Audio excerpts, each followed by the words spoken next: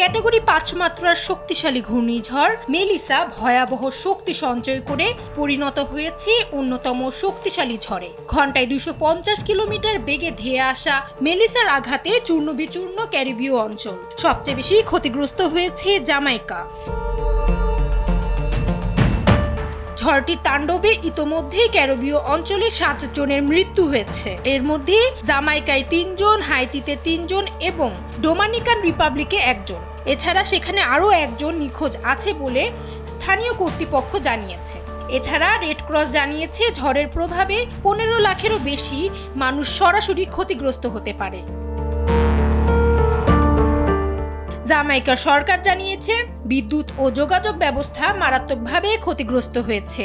জরুরি সহায়তা কার্যক্রম শুরু করা হয়েছে এবং ক্ষতিগ্রস্তদের জন্য একটি বিশেষ অনলাইন সহায়তা পোর্টাল খোলা হয়েছে। আবহাওয়াবিদদের মতে মেলিসা জামাইকার বিপর্যয়কর বন্যা, ভূমিধস ও ব্যাপক ধ্বংসযজ্ঞ ডেকে আনতে পারে। তাদের মতে আগামী 24 ঘন্টায় জামাইকার পার্বত্য এলাকায় ভূমিধস ও আকস্মিক বন্যা দেখা দিতে পারে, যা বড় ধরনের মানবিক সংকট তৈরি করতে পারে। এদিকে ঘূর্ণিঝড়ের প্রভাব প্রতিবেশী কিউবায় পড়তে শুরু করেছে। দেশটির উপকূলীয় অঞ্চলগুলো থেকে মানুষকে নিরাপদ স্থানে সরিয়ে নেওয়া হচ্ছে। সেই সঙ্গে সর্বোচ্চ সতর্কতা জারি করা হয়েছে।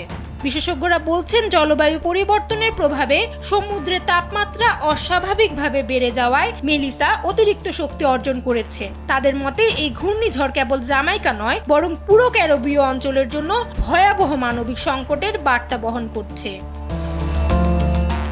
ডেস্ক রিপোর্ট, সময়ের আলো।